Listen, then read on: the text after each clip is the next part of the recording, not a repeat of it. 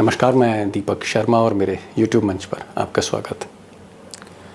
दोस्तों, जिस तरह के संगीन आरोप गौतम अडानी पर लगे, अडानी ग्रुप पर लगे, मनी लॉन्ड्रिंग के, खरबों रुपए के स्कैम के, स्टॉक में मैनिपुलेशन के, इस तरह के आरोप जिसकी जांच CBI कर रही है, ED कर रही है, इनकम टैक्स कर रही है, अगर ये जो आरोप है इसी तरह के, इसी स्केल के, अगर ये आरोप अडानी की जगह किसी और आदमी पर लगे होते, किसी और शख्स पर होते, तो ये जो एजेंसियां हैं अब तक उस आदमी के घर की एक एक ईंट उखाड़ चुकी होती। अडानी की जगह कल्पना कीजिए, अगर अडानी की जगह कोई और आदमी होता तो ये जो अफसर हैं, ये जो अफसर आपको दिख रहे हैं, जी हाँ, ED के डायरेक्टर, ED के चीफ संजय मिश्रा, CBI के डायरेक्टर प्रवीण सूद, CBDT यानी इनकम टैक्स के बिग बॉस नितिन गुप्ता, ये जो अधिकारी हैं, अडानी की जगह कोई और होता तो अब तक सूली पर चढ़ा दिया होता उसे। लेकिन दोस्तों, कहते हैं ना कि शेर को सवा शेर मिल ही जाता है। अब भले ही अडानी जी के साथ अमृतकाल हो, भले ही अडानी जी के साथ इस मुल्क का बादशाह हो, मोदी जैसा कवच हो, लेकिन उनके सामने, अडानी के सामने एक ऐसा जज खड़ा हो गया है जो झुकना नहीं जानता, जिसकी पीठ में रीढ़ की हड्डी स्टील की है। उसी की अदालत में अडानी जी का मामला है, जहां अब तक ये जो अधिकारी मैंने दिखाए थे आपको, ED के, SEBI के, जो आंखों में धूल झोंक रहे हैं, सच को छुपा रहे हैं, चंद्रचूड़ की अदालत में, उसी अदालत में अब अडानी जी के खिलाफ नए सबूत रखे गए। जी हाँ, नए साक्ष्य रखे गए, नया एफिडेविट दाखिल किया है, जिसमें 3 ऐसे सबूत हैं जो मोदी जी के दोस्त के लिए मुसीबत का नया सबब है। और आज इसी नई मुसीबत, जिसमें अडानी घिरते हुए नजर आ रहे हैं, घबराए तो गुजरात लॉबी भी है, मोदी जी भी घबराए, अमित शाह भी घबराए, क्योंकि अडानी ग्रुप पर कहीं ना कहीं फिर से मुसीबत आने वाली। इसी नई मुसीबत से आज मैं पर्दा उठाने जा रहा हूं, और मैं कोशिश करूंगा कि बहुत आसानी के साथ, बहुत सहजता से उन 3 सबूतों को आपने सामने रखूं, जिनको गोदी मीडिया आपसे छुपा रही है। अब दोस्तों, ये सबूत बड़े चौंकाने वाले हैं। ऐसे सबूत हैं जिसकी काट शायद अडानी के बड़े बड़े वकीलों के पास ना हो। और ये सबूत जब रखे जाएंगे तो कहीं ना कहीं सरकार का, सरकारी एजेंसियों का भी मुंह बंद होगा, होठ सिल जाएंगे। पहला सबूत बड़ा चौंकाने वाला है, और ये जो सबूत है दरअसल एक चिट्ठी के तौर पर रखा गया है पिटिशनर की तरफ से, याचिकाकर्ता की तरफ से सुप्रीम कोर्ट में। और ये जो चिट्ठी है 2014 में लिखी गई थी वित्त मंत्रालय की तरफ से, वित्त मंत्रालय की एजेंसी DRI की तरफ से, और लिखी गई थी SEBI के चेयरमैन को। और SEBI के चेयरमैन ये साहब थे, IAS ऑफिसर UK सिन्हा साहब। इनके बारे में मैं बताऊंगा आपको। तो UK सिन्हा साहब को चिट्ठी लिखी गई। SEBI का काम होता है कि जो कंपनियां शेयर मार्केट में घपला करें, SEBI उनकी गर्दन पकड़ती, जैसे किसी ज़माने में हर्षद मेहता की पकड़ी थी। तो साहब, ये जो चिट्ठी लिखी गई सरकार की तरफ से SEBI के चेयरमैन UK सिन्हा को, इसमें 2 आरोप लगाए गए। 2 आरोप। पहला आरोप था कि अडानी ग्रुप ने कुछ मशीनों को इंपोर्ट किया है, 6,278 करोड़ का घपला है, चिट्ठी में लिखा है। और जो इसमें घपलेबाजी हुई है उसका पैसा मॉरिशस और दुबई में भेजा गया, और फिर वो मॉरिशस और दुबई से पैसा अडानी की कंपनियों में लगाया गया है। पहला साक्ष्य। दूसरी जो बात उस चिट्ठी में लिखी गई है, जो अब सुप्रीम कोर्ट में रखी गई है, उस चिट्ठी में लिखा गया है, उस चिट्ठी में लिखा गया है कि तकरीबन 2,323 करोड़ का एक घपला और है, वो भी स्टॉक मैनिपुलेशन को लेकर है, शेयर मार्केट में शेयर के भाव को ऊपर नीचे करने को लेकर है, और उसकी एक CD है, और उस CD में सारे साक्ष्य हैं। ये एक सरकार की एजेंसी दूसरी सरकार की एजेंसी को लिख रही है, इतना बड़ा सबूत। लेकिन ये जो UK सिन्हा साहब हैं, आप चौंक जाएंगे, अब आप चौंकने वाले हैं। ये UK सिन्हा साहब ने उस फाइल को बंद कर दिया। मोदी जी का राज आ चुका था, अमृतकाल आ चुका था, फाइल को बंद कर दिया। और आज की तारीख में जो IAS ऑफिसर हैं UK सिन्हा, ये बाकायदा दंडवत प्रणाम कर रहे हैं गौतम अडानी को। ये यूके सिन्हा इस वक्त अडानी की कंपनी एनडीटीवी जो उन्होंने खरीदी है, जहां रवीश कुमार काम करते थे, उस कंपनी में ये डायरेक्टर बना दिए गए। इनको इनाम दे दिया गया फाइल बंद करने का, खरबों रुपए के आरोप की फाइल बंद करने का इनाम एनडीटीवी के नए डायरेक्टर, जी हाँ, जो देश को सच दिखाएंगे आप लोगों को। यूके सिन्हा आईएएस ऑफिसर, पहला साक्ष्य। मुझे लगता है कि यूके सिन्हा को दोबारा नौकर नहीं बनना चाहिए था। वो फिर से एनडीटीवी में डायरेक्टर बन गए, फिर से अडानी के नौकर बन गए। 1857 क्या इन लोगों, ये जो आईएएस अधिकारी हैं, इनके लोकलाज नहीं है? ये नए तरह के जो है जयचंद हैं, मीर जाफर हैं, ये देश के। आज आपको क्या हो गया? 2014 के बाद कॉन्शियस ये शब्द तिजोरी में बंद है, लोकलाज तिजोरी में बंद है, बेशरमता ये गहना है, व्यभिचार ये मेडल है, भ्रष्टाचार ये मुकुट है। क्या उस पत्र को रद्दी के टोकरी में डालने का पाप, जिसको हम पाप कहते हैं, वो उन्होंने कर्तव्य किया अपने आका के प्रति? उस कर्तव्य के इतिश्री ये हो गई कि वो आज एनडीटीवी में डायरेक्टर है। साक्ष्य नंबर 2 यानी जो एफिडेविट है, उसमें जो एविडेंस नंबर 2 है, सबूत नंबर 2 जो रखा गया सुप्रीम कोर्ट में चंद्रचूड़ साहब की अदालत में, अब ये बड़ा अजीबोगरीब सबूत है साहब। ये साहब जो हैं, इनका नाम है साइरल शॉफ, और ये साइरल शॉफ साहब जो हैं, ये आप कह सकते हैं कि हिंदुस्तान की बड़ी लॉ फर्म, उसके मालिक मुख्तार हैं। अडानी साहब के मामले देखते थे, और अडानी साहब के मामले देखते देखते ये अडानी साहब के समधी हो गए। इनकी बेटी की शादी अडानी साहब के बेटे से हुई है। अब मैं घर की तस्वीरें आपको दिखाना नहीं चाहता, और ना ही मैं जिक्र करना चाहता हूँ कि उनकी बेटी और बेटा में जो शादी हुई, पर्सनल रिलेशंस को मैं डिस्कस नहीं करना चाहता, और ना ही बच्चों को लाना चाहता हूँ बीच में। लेकिन ये एक फैक्ट है कि साइरल साहब गौतम साहब के समधी हैं। अब इसमें पेच क्या है? पेच ये है कि साइरल साहब जो सीबी की कमेटी थी जो जांच करती थी, committee on corporate governance, note करिए, कमेटी ऑन कॉरपोरेट गवर्नेंस, और ये कमेटी क्या करती है, जिसके मेंबर थे समधी साहब, ये कमेटी करती है जो गड़बड़ होता है, इनसाइडर ट्रेडिंग होती है कंपनियों में स्टॉक मार्केट को लेकर, उसकी जांच करती है। अब समधी हैं, उधर गौतम साहब हैं, उधर आरोप है। मुझे लगता है कि इसका जवाब टाइगर पे छोड़ते हैं, टाइगर से पूछेंगे, आपके सामने रखेंगे। सबूत नंबर 2। अब साक्ष्य नंबर 3। अब साक्ष्य नंबर 3 क्या है? ये हलफनामे में नहीं, साक्ष्य नंबर 3 उस रिपोर्टर से आया है जिस रिपोर्टर ने भी हाल में बहुत बड़ा खुलासा गौतम अडानी की कंपनियों पर किया है। जी हाँ, हिंडनबर्ग के बाद दूसरा बड़ा जो घोटाला, उसका जो खुलासा किया वो रवि नायर साहब ने किया। ये हिंदुस्तान के जर्नलिस्ट हैं जो इस वक्त यूरोप में रहते हैं। इन्होंने एक ट्वीट किया, और ट्वीट में जानकारी दी कि सुप्रीम कोर्ट में जो एक्सपर्ट कमेटी है, और जो उस एक्सपर्ट कमेटी के जो जस्टिस AM सापरे साहब, इन्होंने जो कमेटी बनाई सुप्रीम कोर्ट में, उसमें इन्होंने OP भट्ट साहब को रख दिया। अब OP भट्ट साहब कौन है?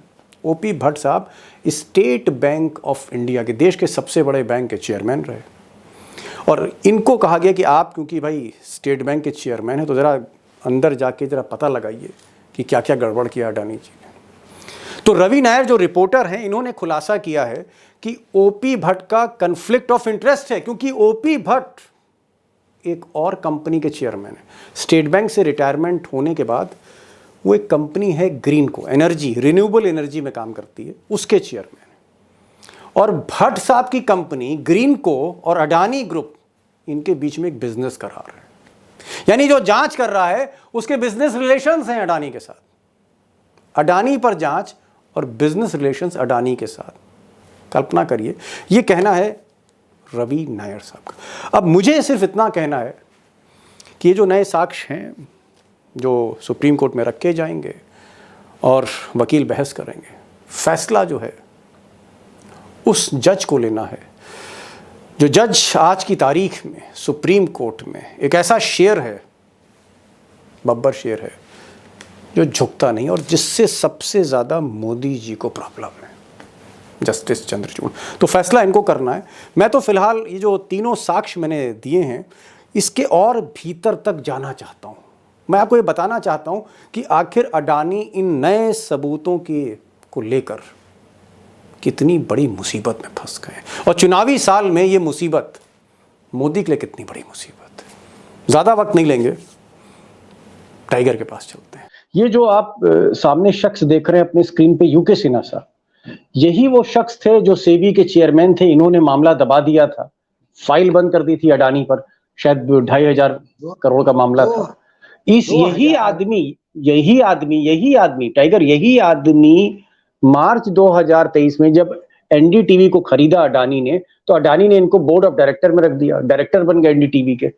आपको लगता नहीं है कि यूके सिन्हा जो एक आईएएस अधिकारी थे, उनको सोचना चाहिए था कि भाई जिस आदमी के साथ मेरे रिश्ते हैं, अब हिंडनबर्ग रिपोर्ट आ चुकी है, अडानी को लेकर इतने आरोप लग रहे हैं, मैंने उनके एक आरोप को की फाइल बंद की है, अब मैं अगर उनका नौकर बनूंगा तो टाइगर क्या बोलेंगे, दीपक शर्मा क्या बोलेंगे, लोग क्या कहेंगे? कोई डर नहीं, कोई किसी तरह का लोक लाज नहीं, क्योंकि सैया भाई कोतवाल, मोदी अगर प्रधानमंत्री तो कुछ भी करो, ये फीलिंग है। आप कौन से दुनिया में रह रहे दीपक भैया, बाहर निकलिए। यूके सिन्हा तब भी अडानी के नौकर थे जब सेबी के चेयरमैन थे, और आज भी अडानी के नौकर है। वो तो डेपुटेशन पे गए थे वहां पे सेबी पे। टाइगर, मैं लोक लाज की बात कर रहा हूं, गवर्नेंस की बात करूं तो क्या डीआरआई के डायरेक्टर का वो पत्र जो कंपनी को रेखांकित करते हुए लिखा गया था कि आपने जो इक्विपमेंट आयात किए उसमें ओवर बिलिंग किया गया और 1,500 करोड़ रुपए बाहर भेजे गए, और ये 1,500 करोड़ रुपए जिस कंपनी से आपने इक्विपमेंट खरीदे दुबई के, यूएई के, वो एक सेल कंपनी मॉरिशियस में रूट आउट हुए है, उस कंपनी का भी नाम डीआरआई के उस पत्र में था। सेबी ने क्या किया? क्योंकि नौकर था, आकाओं के खिलाफ कैसी व्यवस्था करें? टाइगर आप मेरा सवाल नहीं समझ रहे। मैं आपकी बात मान रहा हूं, आपकी बात जो आपने कही, आपने कोई गलत बात नहीं की। मैं ये कह रहा हूं कि अगर मैं आपको किसी जुर्म में बचाता हूं तो मेरे अंदर एक गिल्टी कॉन्शियस रहता है ना, एक अपराध बोध रहता है, और उसके बाद एक आंखों में शर्म रहती है। मुझे लगता है कि यूके सिन्हा को दोबारा नौकर नहीं बनना चाहिए था। वो फिर से एनडीटीवी में डायरेक्टर बन गए, फिर से अडानी के नौकर बन गए। 1857 क्या इन लोगों, ये जो आईएएस अधिकारी हैं, इनके लोकलाज नहीं है? ये नए तरह के जो है जयचंद हैं, मीर जाफर हैं, ये देश के। आज आपको क्या हो गया? 2014 के बाद कॉन्शियस ये शब्द तिजोरी में बंद है, लोकलाज तिजोरी में बंद है, बेशरमता ये गहना है, व्यभिचार ये मेडल है, भ्रष्टाचार ये मुकुट है। क्या उस पत्र को रद्दी के टोकरी में डालने का पाप, जिसको हम पाप कहते हैं, वो उन्होंने कर्तव्य किया अपने आका के प्रति? उस कर्तव्य के इतिश्री ये हो गई कि वो आज एनडीटीवी में डायरेक्टर है। आज वो दुनिया के सामने आके बताया कि उस समय के पाप क्यों उन्होंने वो लेटर फाड़ के फेंक दिया, या उस पर क्या एक्शन की। क्या वहां पे भी आप दीवार पे सर टकरा रहे थे जाके? क्या वो we are hitting against the wall? जी, वहां तो कंपनियों के नाम थे, क्योंकि आप तब भी नौकर थे, आज भी नौकर है। आपने अपने आकाओं का हुक्म माना। ये वो दिए के जिन हैं जो जिसके हाथ में दिया उसका हुक्म मानते हैं, चाहे संविधानिक हो, चाहे गलत हो, चाहे देश के हित के खिलाफ हो, चाहे देशद्रोह हो, उसको आकाओं की बात माननी है। अब वो दिया अडानी जी के हाथ में है, तो ये अडानी के तमाम जिन जो है वो अडानी जी की ही बात मानेंगे। किस दुनिया में रह रहे हैं आप? किस भारत की बात कर रहे हैं आप? इंडिया को भारत बोलने से प्रेम नहीं जगता। इंडिया कहो या भारत कहो, उसके प्रति आपका कर्तव्य क्या है? उसके प्रति आपका दायित्व क्या है? अब दायित्व, कर्तव्य, ये शब्द अर्थहीन हो गए। मैं दूसरा सवाल कर रहा हूं। मेरा सवाल यह है कि यूके सिन्हा पर तो मैं आपकी बात समझ गया। एक और तस्वीर मैं आपको दिखाना चाह रहा हूं। ये तस्वीर जो है ये साइरल श्रॉफ की है, और ये बहुत ही नामी गिरामी, मतलब आप कह सकते हैं कि देश की जो सबसे बड़ी लॉ कंपनी है उसके मालिक मुख्तार हैं, और ये समधी हैं। इनकी बेटी जो है वो करण अडानी, जो अडानी जी के बेटे हैं, उनसे ब्याही है। मैं बेटी की फोटो नहीं दिखाना चाहता, बेटे की नहीं दिखाना चाहता, क्योंकि हम लोग किसी के चाहे कुछ भी हो, अडानी से हमारी कोई दुश्मनी तो है नहीं, तो हम उनके बच्चों पे नहीं जाएंगे और नहीं बच्चों पे हम बेटा नहीं और जाना बेटी का चाहते। कोई नहीं, उसमें ये पर्सनल मामला है। जी व्यक्तिगत है, बिल्कुल। शादी की है, व्यक्तिगत मामला है, और उसको मैं उसकी बिल्कुल मैं निजता अपने को दोस्तों से कहूंगा, उसकी हाँ, हाँ उसकी निजता को हम ऐसी नीचता गलती पे नहीं नहीं कर लाना सकते। चाहिए। हम हाँ, किसी भी दोस्तों से मैं कहूंगा, बहुत से दोस्तों के खत आते हैं कि साहब ये करण अडानी गौतम अडानी के बेटे हैं और उनकी जो पत्नी है वो साइरल साहब की बेटी है। दामाद और बहू, इनकी तस्वीर हम नहीं दिखाएंगे और हम सीधे बात करेंगे जो इश्यूज हैं, असली इश्यूज जो हैं। तो ये जो साइरल साहब हैं, ये जो है सेबी की जो कमेटी है, उस कमेटी के मेंबर हैं और वो कमेटी जो है वो इनसाइडर ट्रेडिंग पे बनी हुई है, जैसा कि नया खुलासा आया है। ये मेरा खुलासा नहीं है, ये जो हलफनामा दिया गया है सुप्रीम कोर्ट में। अब ये जो साइरल साहब हैं, इनका काम है, उस कमेटी का काम है कि भाई जो स्टॉक मैनिपुलेशन हुआ है, जो इनसाइडर ट्रेडिंग हुई है शेयरों में, अडानी के शेयरों के भाव ऊपर गए, फिर नीचे आए, फिर ऊपर गए, फिर नीचे आए, खरबों रुपए के वारे न्यारे हुए, ये काम देखने का था इनका। अब ये समधी निकल आए। तो भाई हमारे हिंदुस्तान की जो संस्कृति है, रीतो रिवाज है, उसमें तो समधी तो बहुत बड़ा चीज है। एक समधी दूसरे समधी के खिलाफ कैसे जांच कर देगा? मैं ये कह रहा हूं कि साइरल साहब जो है वो कम से कम कमेटी से बाहर जा सकते थे, या सेबी ने जो रिपोर्ट लिखी, जो सेबी ने रिपोर्ट चंद्रचूड़ को दी, उसमें उन्होंने क्यों नहीं लिखा कि ये जो आरोपी है जिसकी हम लोग जांच कर रहे हैं, इसका समधी कमेटी में। ये सारी चीजें टाइगर क्यों छुपाई गई सुप्रीम कोर्ट से, चंद्रचूड़ से? चंद्रचूड़ की आंखों में धूल क्यों झोंकी जा रही है, मैं ये जानना चाह रहा हूं आपसे। साइरल श्रॉफ ये गौतम अडानी के पुराने मित्र है, उनकी फर्म लगातार अडानी ग्रुप को सेवाएं देती आ रही है। यही दोस्ती रिश्तेदारी में तब्दील हुई, और मैं इस प्लेटफॉर्म पे उन दोनों पति पत्नी को दीर्घायु नहीं ठीक है, वो बच्चों की बात छोड़ दीजिए, बच्चे छोड़ दिए सर, बच्चों का कोई दोष नहीं है। हाँ। लेकिन ये समझी तो है। हाँ वही मैं कह रहा हूं। क्या साइरल श्रॉफ उस कमिटी में इसलिए भेजे गए कि वो समधी है, या अपने मेरिट पे भेजे गए? यदि वो मेरिट पे भेजे गए जाते तो सबसे पहले वो कहते कि मेरी इस मामले में मैं इंक्वायरी नहीं करूंगा क्योंकि कॉन्फ्लिक्ट ऑफ इंटरेस्ट है। ये वो नहीं कह गए क्योंकि वो भी कॉर्पोरेट गवर्नेंस का बड़ा नाम है, वो नहीं कह रहे हैं, इसका मतलब वो उस कमिटी पे भेजे गए जी। जब उस कमिटी पे, अब सिंपल सी बात है, एक सिनेमा हॉल में आपको फ्री में पिक्चर देखना है तो सबसे पहले आप गेट कीपर को अपॉइंट करो, अपने किसी दोस्त को, अपने आदमी को गेट कीपर को अपॉइंट करो, रोज पिक्चर फ्री में देखो, बिना टिकट। कौन पूछ रहा है? जो जिसको पूछना है वही आपका दोस्त है। सैया भय कोतवाल तो फिर डर काहे का? जी। जब समधी भया कमिटी मेंबर तो डर काहे का? जी। तो ये प्लेसमेंट है, ये प्लेसमेंट है आने वाले प्लानिंग की, क्योंकि इनसाइडर ट्रेडिंग ये प्री प्लान्ड काम है, ये यूं ही नहीं होता। ये कई लोगों को विश्वास में लेके, इसमें सेबी के लोग भी होते हैं, इसमें कई लोगों को विश्वास में लेके काम होते हैं, मिली भगत से होता है। यहाँ पर तो ये इनसाइडर ट्रेडिंग के जो आरोप लगे हैं, ये आरोप नहीं है, ये प्री प्लान्ड होता आ रहा है। इसीलिए डर इस बात का नहीं था। ज्यादा से ज्यादा सेबी क्या करेगी? ऑर्डर दी इंक्वायरी करने वाला कौन?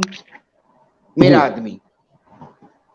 जब आपका ही आदमी इंक्वायरी करने वाला हो जी, और वो समधी हो, टाइगर, एक तो वो एक सवाल मेरे दिमाग में निभाएगा, निभाना चाहिए था अपना दायित्व उस कमिटी के प्रति। लेकिन फिर इंसान होता है। देखिए, सॉफ्ट कॉर्नर तो हर आदमी को होगा।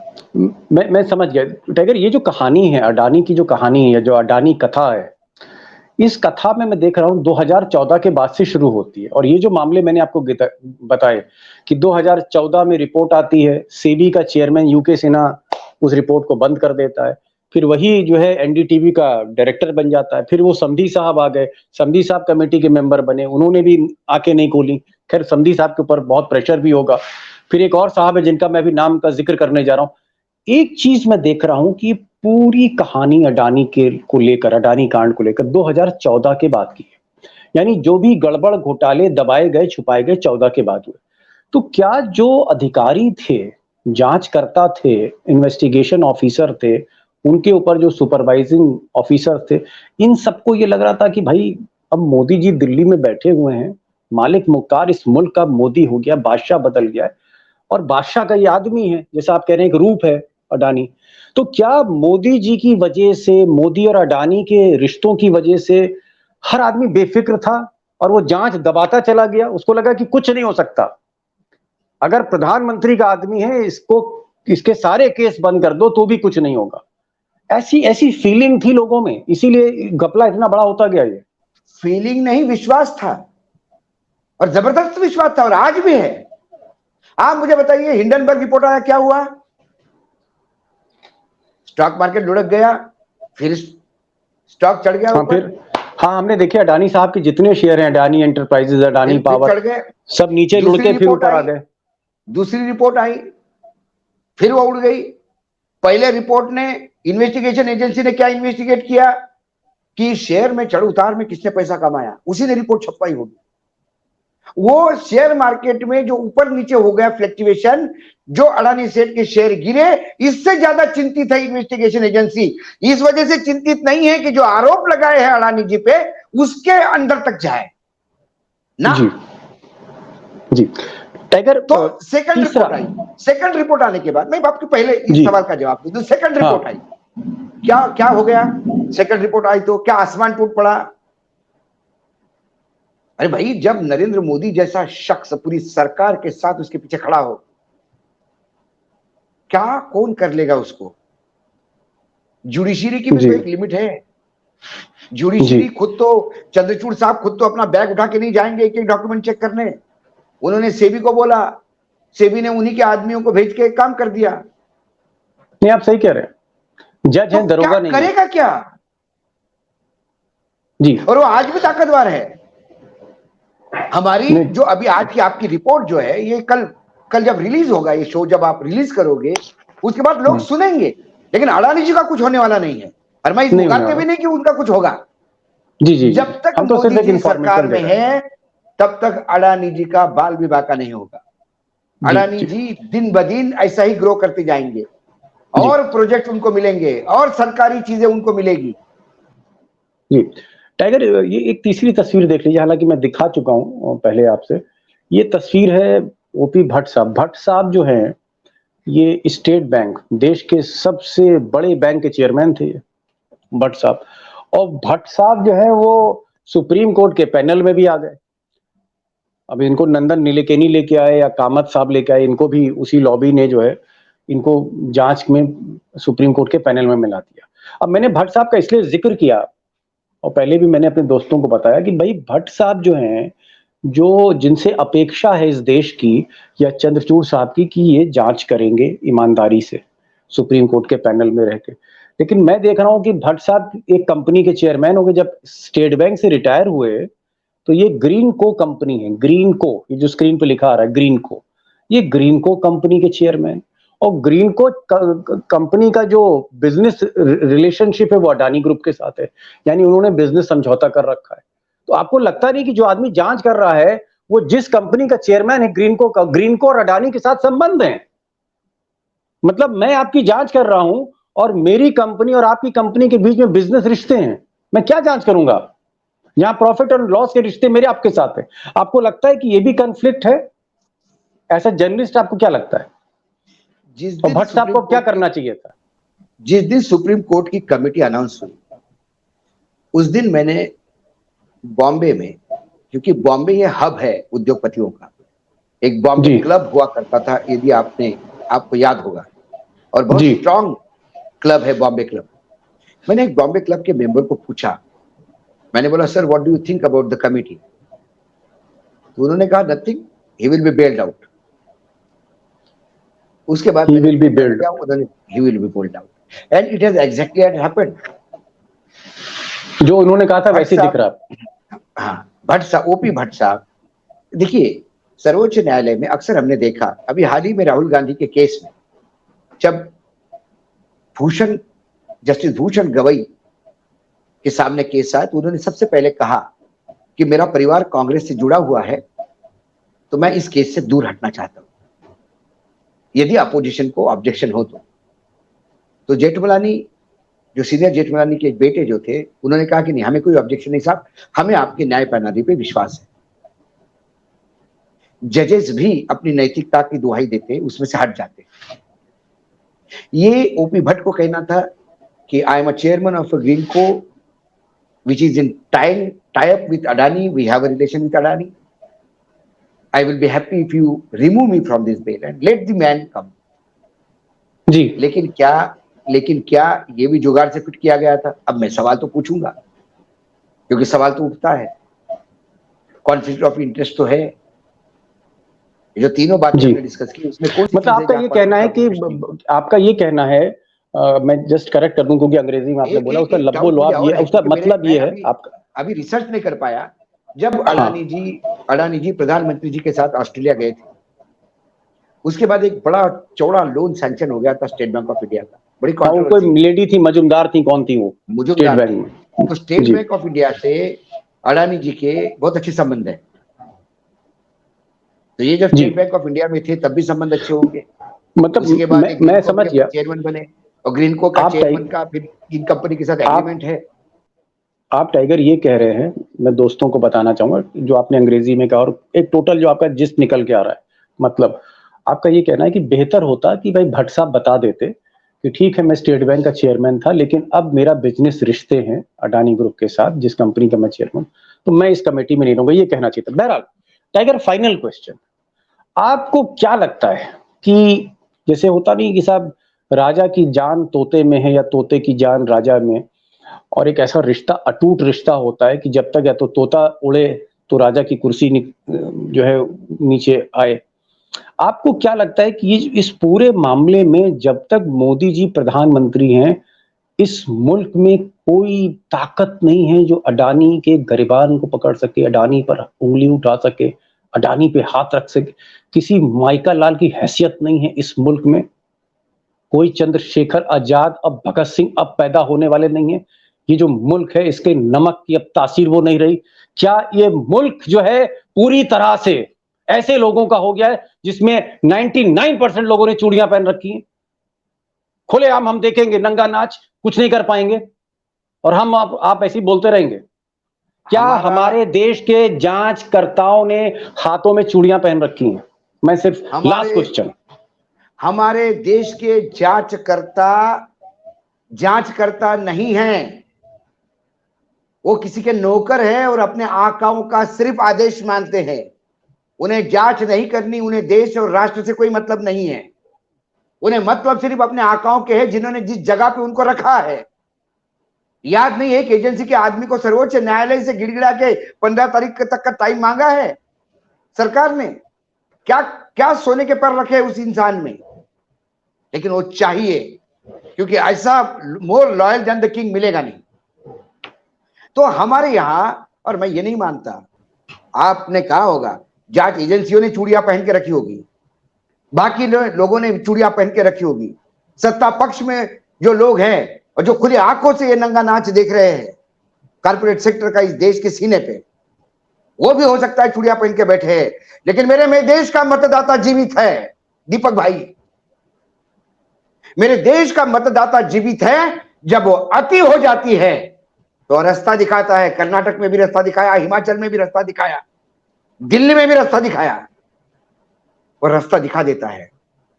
वो अशिक्षित है, वो समस्याओं से ग्रसित है, वो आधा पेट भूखा है, आधा शरीर नग्न है, लेकिन उसकी ताकत वो जानता है। और यही डर है। इन्हें डर जाति एजेंसियों का नहीं है, इन्हें डर मीडिया का नहीं है, इन्हें डर आपका और हमारा नहीं है, इन्हें डर 2024 का है, 24 का। इसीलिए जब जब अडानी जी के ऊपर कोई आरोप आते हैं, एक नया शगुफा खुलता है, पूरा फोकस चेंज करने का प्रयास करता है। क्योंकि अडानी जी का मामला इतना बड़ा गड्ढा है जिसमें पूरी की पूरी भाजपा सत्ता के साथ समा जाए तो मुझे जरा भी आश्चर्य नहीं होगा।